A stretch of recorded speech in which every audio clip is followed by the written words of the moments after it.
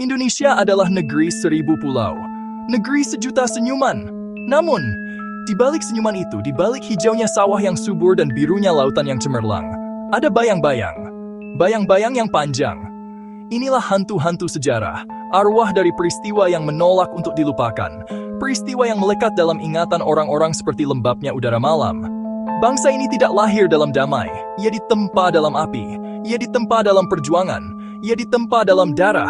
Di Indonesia, batas antara dunia nyata dan alam gaib itu tipis, nyaris tak ada. Inilah salah satu dari kisah-kisah itu. Saat itu tahun 1998. Indonesia adalah bangsa yang sedang bertekuk lutut di ambang kehancuran. Kekuasaan panjang Orde Baru sedang runtuh, dan krisis ekonomi telah merobek tatanan masyarakat, meninggalkan kemiskinan dan ketidakpastian. Di ujung timur Pulau Jawa, di wilayah Banyuwangi, sebuah tempat yang dikenal dengan para mistikusnya yang sakti dan tradisi spiritualnya yang mengakar kuat, sesuatu yang mengerikan mulai terjadi.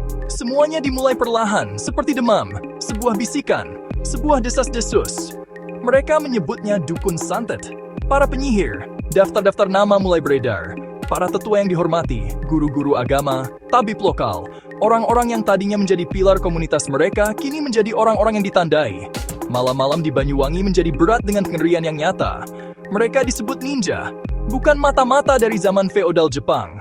Para algojo tanpa wajah. Di siang hari, penduduk desa menjalani rutinitas mereka dengan normalitas yang rapuh dan dipaksakan. Mata mereka bergerak liar, senyum mereka tak pernah benar-benar sampai ke mata.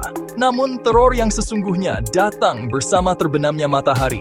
Pintu-pintu digerendel, jendela-jendela ditutup rapat. Keluarga-keluarga akan meringkuk bersama di dalam rumah kecil mereka, berbicara dengan berbisik, mendengarkan suara-suara malam.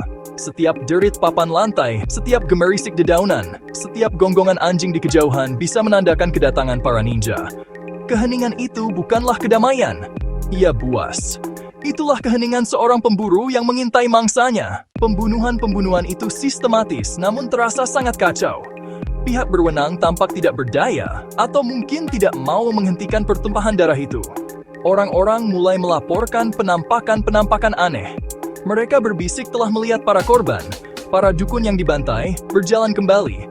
Bukan sebagai zombie, tetapi sebagai arwah penasaran. Wujud gaib mereka bersemayam di dekat tempat mereka dibunuh. Mata mereka menyala dengan amarah dingin dari dunia lain. Seorang pria yang ikut serta dalam pengeroyokan akan terbangun sambil berteriak, mengaku hantu korbannya, berdiri di ujung tempat tidurnya, menunjuk dengan jari spektral yang menuduh. Pada akhirnya, pembunuhan-pembunuhan itu adalah sebuah mesin kekacauan. Hantu di dalam mesin adalah istilah lama untuk pikiran di dalam tubuh.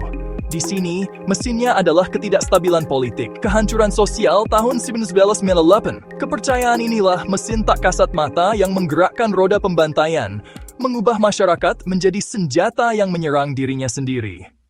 Apa yang bisa dipelajari dari musim kegilaan seperti ini? Tragedi Banyuwangi berdiri sebagai bukti brutal akan bahaya histeria massa. Ini menunjukkan bagaimana, di saat-saat tekanan sosial dan ekonomi yang hebat, rasa takut bisa menjadi wabah, menyebar lebih cepat dari penyakit apapun, mengubah orang-orang rasional menjadi gerombolan beringas tanpa pikiran.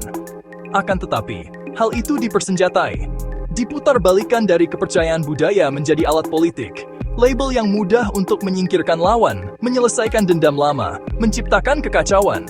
Manipulasi ini mengungkap kebenaran yang sinis. Kepercayaan yang paling sakral dan dipegang teguh oleh suatu masyarakat juga bisa menjadi kerentanan terbesar mereka, yang dengan mudah dieksploitasi oleh mereka yang berniat jahat. Hantu-hantu Banyuwangi, entah nyata atau hanya bayangan, memiliki sebuah tujuan.